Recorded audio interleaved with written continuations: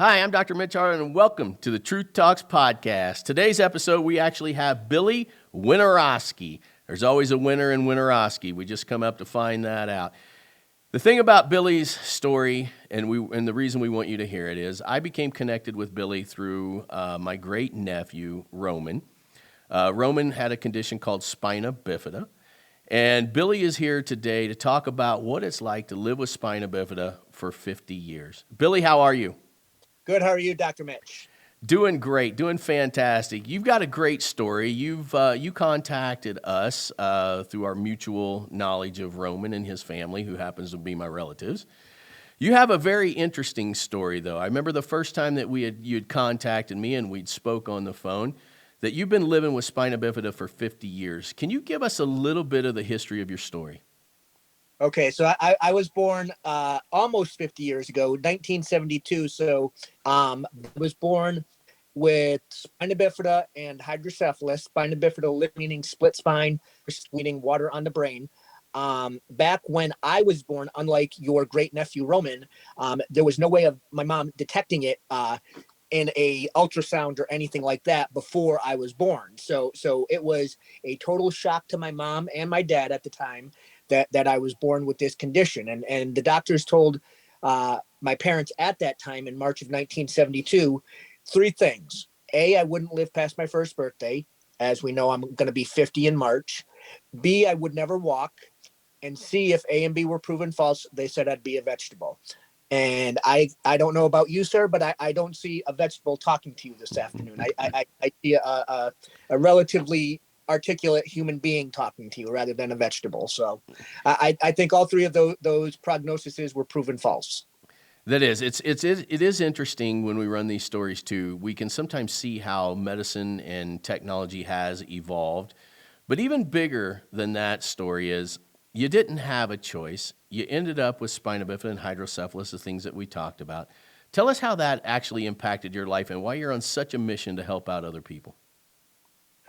Well, in my case, I mean, I of course never having the the faith of the doctors that I would ever walk, just being able to overcome that, and then also to hear almost 50 years later, so many people having that same prognosis that their child will never walk, that they'll be a vegetable, whatever, and how many parents are actually giving the option of not even going through with the entire pregnancy, if that makes sense.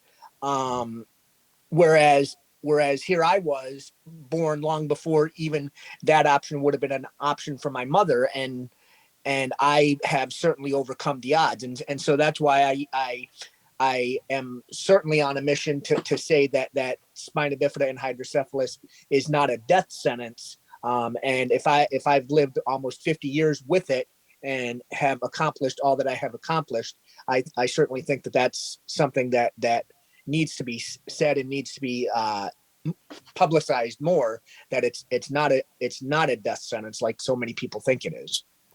You know, your story is such an inspiration to me, and I want to kind of backtrack this for people who are listening to this.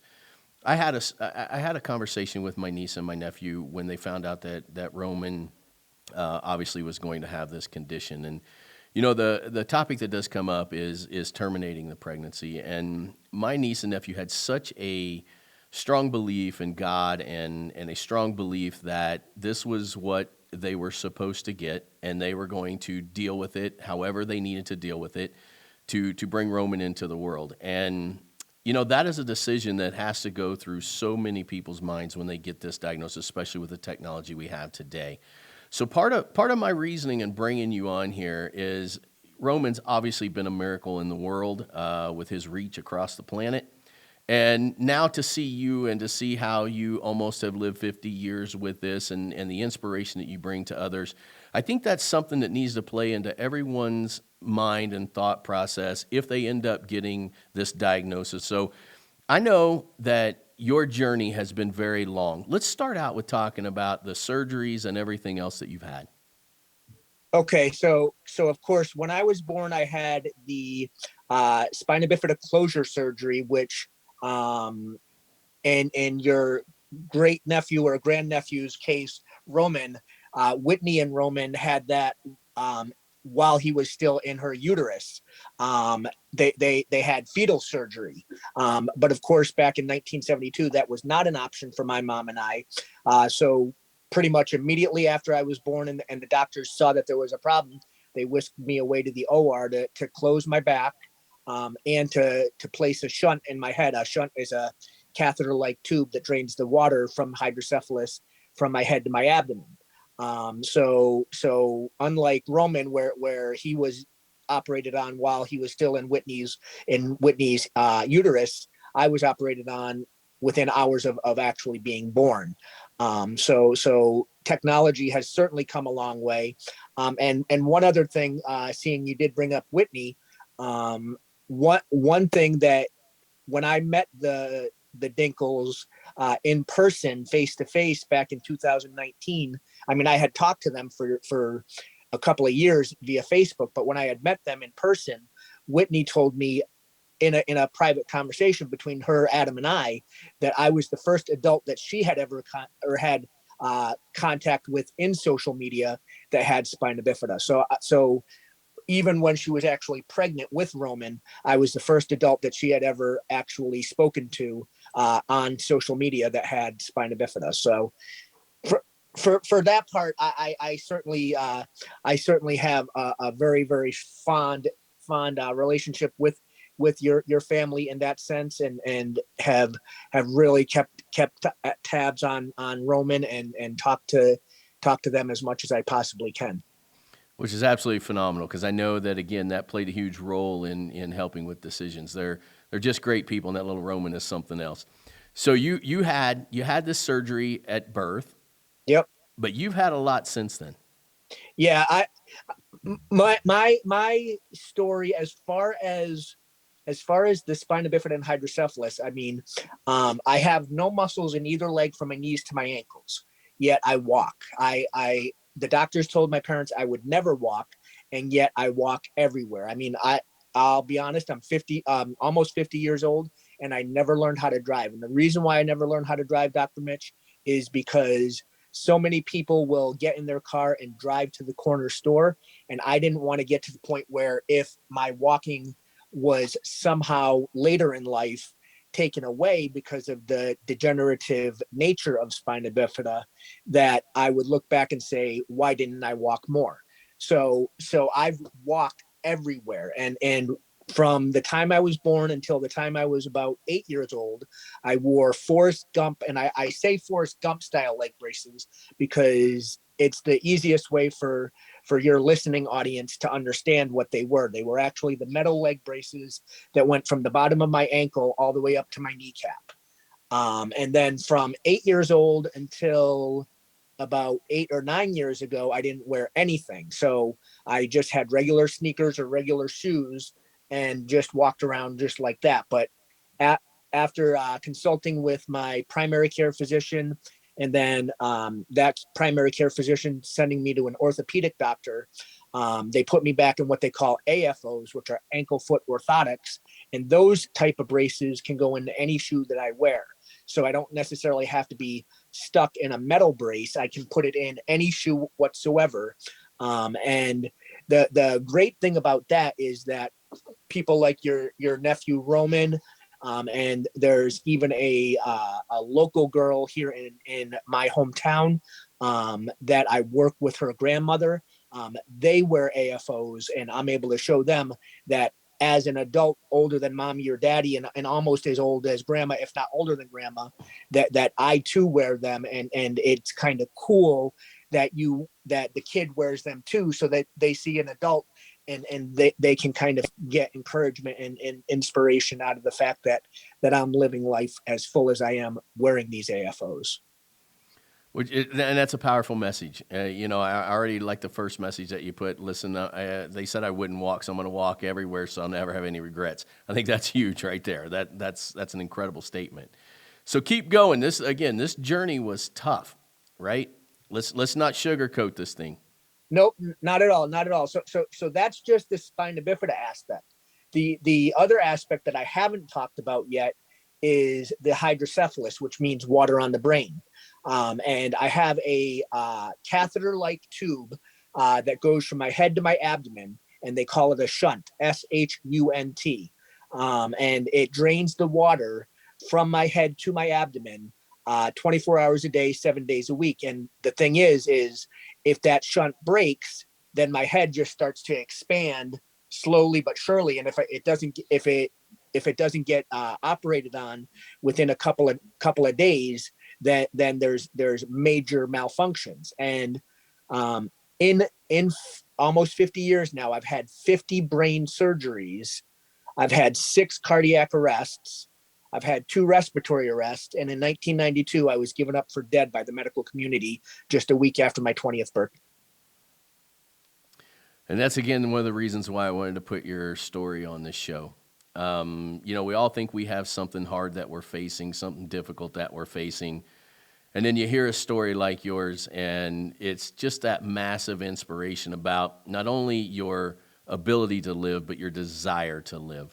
How has all of that affected you in when you see somebody going through something? Is that what's given you this encouragement to want to do shows and be an inspiration to the world? It is because I always look at it like I could just sit back and I could be like, woe is me. I could be like, this stinks, that stinks, this other thing stinks, whatever. But at the same time, I want people that have what I have, and even people that have things that may not be as bad as I have it, but yet don't have the same philosophy, to see the fact that I can manage through what I have and still make it through the day. You know what I mean? I mean, I could get really personal here and say and seeing we are on a podcast. I mean, I can't even use the restroom like a quote normal unquote person can. And so even that in and of itself are different things that are complications, I guess you could say, that happen with spina bifida because of it. And I know obviously from speaking with your family, the Dinkels, that Roman and so many others deal with that as well. But those are the quote behind the scenes aspects of this condition that a lot of people don't know about. It is. It's something that of course I know about. And, I see this happy little guy running around. He had so much joy to us. And then I know that what that entails when they go home, and it's a lot of work, and it's a lot of work for mom and dad. It's a lot of work with siblings because it takes time. But the overwhelming sense when you're around him is he just makes you feel better. He makes the whole world better.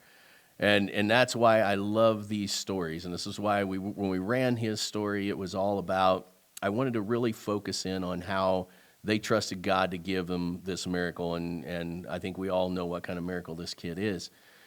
But what I really like to focus on, too, is someone who's dealt with it for so long, and how you maintain this incredible positive attitude along with a desire to help people.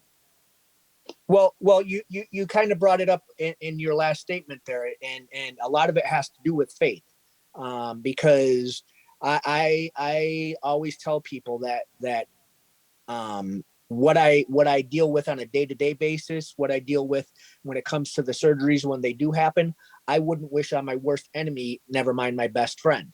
I certainly would not wish it on Whitney and Adam and Roman, never mind their 2 siblings. But at the same time, if my life can be used to inspire just one person, then it's worth it all. You know what I mean? And that's why I am so vocal about what I have, and so vocal about what I've been through, because I want parents, whether it's the Dinkels, whether it's any of the other families that I do talk to on Facebook or other social media platforms, I want them to see that it it doesn't have to be a woe is me situation. It can certainly be something that can be used to help others. And that's from day one, that's always been, even as a young boy, that's what my mother, a single parent, she raised me and my two sisters by herself since I was 3 years old when my father left us. And that's what my mother instilled in me, is that it's my job to kind of be a light to the world, and to use what God has given me in order to help encourage other people. And that's so inspirational in and of itself, right? I mean, that's what we do Truth Talks for, is to relay the story of someone else, so that if someone's going through something similar, they can see that there is something positive at the end of that. And I think that you really encapsulate that, and especially in the idea of, to those that don't know, it can be hard. To those that do know, there's inspiration at the end of it, right? So tell me again, where do you want to go with your inspiration? What do you want people to see you for?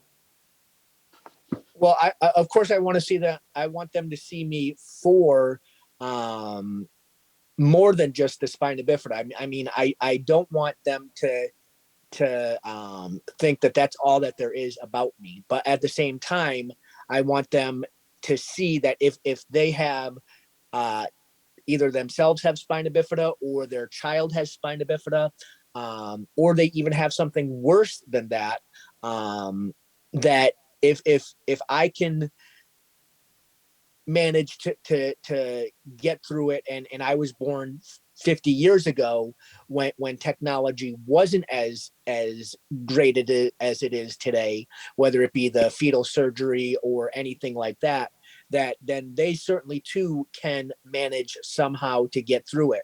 And I constantly put myself out there, and I constantly be as transparent as I possibly can, to where I let people know that they can contact me, whether it's through Facebook, through my email, or in some situations where I've given my cell phone number out, I let people call me, and just be there to let them know that they have an advocate, that understands.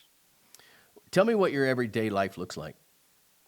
My everyday life. Well, I mean, I wake up just like everybody else. I currently, the job that I just had, I got laid off from last week, but at the same time, I found another job almost immediately, and I work 40 hours a week, even with the leg braces and running around like a chicken with my head cut off. So I work 40 hours a week. I walk to the bus stop. I walk home from the bus stop, and then when I'm done with dinner or whatever, I get on social media and try and reach out to people that are going through what I'm going through, or what Whitney's family was going through, so that I can be an encouragement. I spend when I am on social media, I spend as much time trying to find people that I can encourage, as possible. But of course, I work the 40 hours a week, and then do the rest of that, as a kind of a side project, so to speak. When I hear a story similar to yours, there's always a concept that comes to my mind. When somebody is that adamant about really encouraging people, and helping people get through something, that means that they're trying to limit the amount of suffering that someone else had. When you were going through all the surgeries, all the things, was there a moment in your time where you said, okay, I want to help people get through this tragic procedure or this suffering that I've been through? Did you suffer a lot? Is that why you're doing this?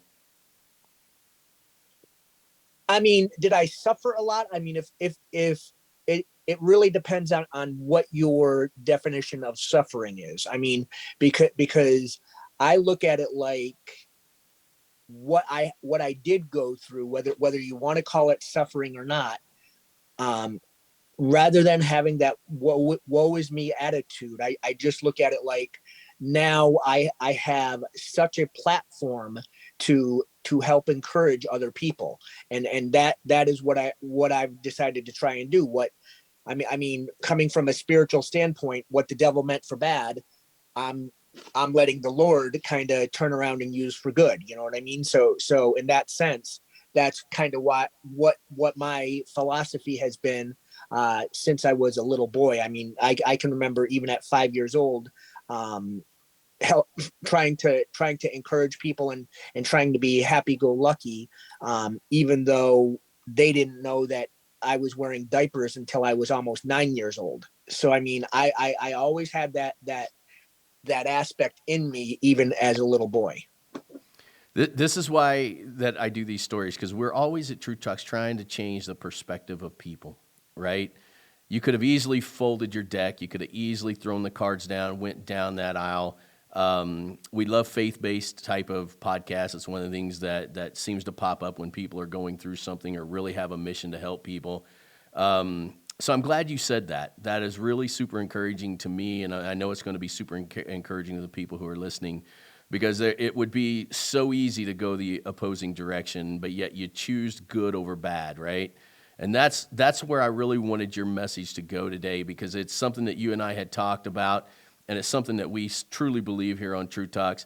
It's just hard for so many people to take that angle, and I'm always curious when I meet people like you that have something going on like that, but are able to turn it into a positive. And a lot of times I believe that is a God faith-based thing. Yes, it is absolutely. I mean, like I said, I just mentioned it a few minutes ago, but I wore because of spina bifida. I mean, to be open, completely open and honest with you, and it's something that every person with spina bifida, whether child or adult, deals with. But there is issues using the restroom, and so from the time I was born until I was almost 8 or 9 years old, because of the fact that there was issues using the restroom, I would have to actually wear diapers, and it made that aspect of the journey, so to speak, very hard, especially being in first, second, and third grade, having to go through that. So it to be able to be where I am and be in a position where I am at almost 50 years old, and to be able to encourage parents and kids, is something that I look at as a blessing. I mean, um, I look at it like the Apostle Paul, in Corinthians, when he asked the Lord to take his thorn away 3 different times. I can tell you the honest truth that I've asked the Lord to take spina bifida away from me many times, like probably hundreds, if not thousands of times. And yet because of the spina bifida, his grace is sufficient. And I know that the fact that he hasn't taken it away has helped other people, whether it be the Dinkel family or it be other families that I have had communication with on Facebook over the last 10 or 12 years. It's hard. It's hard for people to understand that concept. It's and even for myself, sometimes it's really hard to understand and really grasp a hold of that entire concept.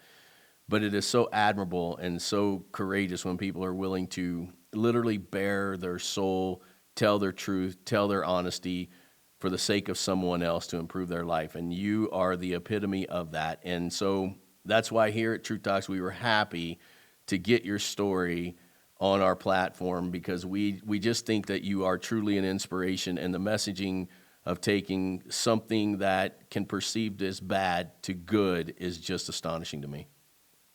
Well, I appreciate that, and I say, like I say, it's humbling to actually live the life that I live, because it's something that I am 100% grateful for, and I mean, as crazy as that sounds, that I'm grateful for living with these conditions. I am absolutely grateful, Dr. Mitch. I'm grateful that I live with spina bifida. I'm grateful that I live with hydrocephalus, because if I was, for lack of a better term, normal, then I wouldn't be able to be used to help encourage families, whether it be the Dinkles, whether it be any of the other hundreds of families that I have communication with on social media, and even the convention that I met the Dinkels at in person back in 2019, I wouldn't have that platform if I was a quote normal person. So I absolutely embrace my spina bifida. I absolutely embrace my hydrocephalus, and I wouldn't trade it for the world because of those doors that have been opened because of what I have. It's just amazing. I mean, again, gifts come in strange packages sometimes, right? And this is just it's an amazing, encouraging, positive story, and especially the way you spun that. I have to believe that mom was probably an encourager and probably had something to do with the mindset of which you have. I'm sure she's an incredible female as well. This is tough for a lot of people when they first hear it. And what we wanted to do is get your story for somebody who's lived with it for almost 50 years and just see how it has been positive in your life. Oh, absolutely. I mean, like I said, when I saw Whitney and Adam and Roman on your podcast, to be honest with you, I didn't know that you were related. I was like, I just saw them on the podcast, and then I saw your last name obviously as being Harlan, and I knew that Whitney was a Harlan, so I knew that there was some connection there. So that's why I reached out to you guys, is because I mean it's something to definitely see a child going through it and seeing what the parents deal with.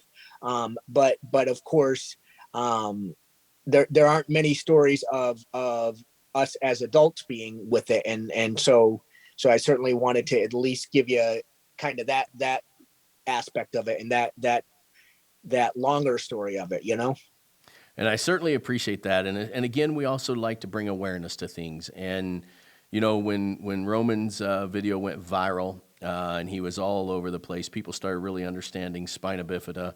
But you really went through some of the toughest part of spina bifida and hydrocephalus, and you're 50 years old. You're an encouragement to the world, and we wanted to bring this awareness that not only can a person have it, but they can actually make it a blessing for others. So we appreciate you so much, Billy. Well, I appreciate you guys as well. I mean, it certainly was something that I the only thing I even wanted to do was just to show you the picture that I had with Roman, because obviously when I met them at the national event out in Olathe, Kansas, back in 2019 before the pandemic hit, I actually got a picture one-on-one with Roman, and then I got a picture with the whole family, with Whitney, Adam, and the siblings, and so I that was even more than even getting my story out there on the show. I just wanted you to see that your nephew is certainly an inspiration that to me, even as a almost 50-year-old with spina bifida. He works hard every day, much like I'm sure you do. And I don't know. These stories always touch me a lot, because I always like to bring it back to this thing where there's so many people in the world that don't have anything wrong with them, and they're not doing anything with their life. And that's the story that comes to my mind when I hear you, of all the sacrifices and all the things that you have to do, but yet you're so positive. You want to help others through things. The fact that a person can take something like you have and do good with it it's really heartwarming for me. Well, I appreciate that, and I just say, there's and again, coming from a spiritual standpoint, there's a song that I listen to. It's from for lack of a better term, a Christian metal band called Disciple, and the song is called Worth It All. And I honestly say that the song was written for me, and you'll understand when I tell you these lyrics in just a second here. It says, all the time it's taken to be here in this place, the scars have left their mark, but I'm still running. And that to me is kind of my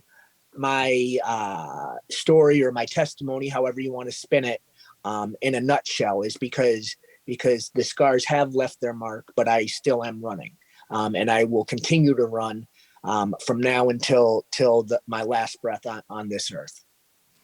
I love it. I love it. So inspirational. One of my favorite quotes, and I don't know why it just is, but I have a buddy of mine right now in the hospital fighting COVID, of course. And, you know, there's a saying that I always live by. There's a place where medicine stops and God begins. Absolutely. I just love that. I've always loved that. And I think, you know what, if you get into a certain spot in your life, you can almost plug that into anything. So, Billy, I appreciate you coming on the show. The story is inspirational, and we thank you for everything that you do and continue to encourage. And I hope somebody hears this message and says, wow, man, my life is good. I better do something good with it. Absolutely. Absolutely. And if any of your listeners or any of your people would like to get a hold of me for whatever the reason is, if they contact you, you can give them how to spell my last name so that they can look me up on social media or whatever. If I can answer any questions when it comes to spina bifida or anything like that, they certainly can reach out to me. And we certainly hope they do, because that's the thing we try and do. Save a life, make a life better, whatever it is, sharing the stories of other people. So again, thank you so much for coming on our show. Hopefully somebody does reach out to you and you make a big difference in their life, because I know you can. Thank you. Thank you. Thank you for having me, for sure. Thank you, Billy. We appreciate it. Yep. Bye-bye.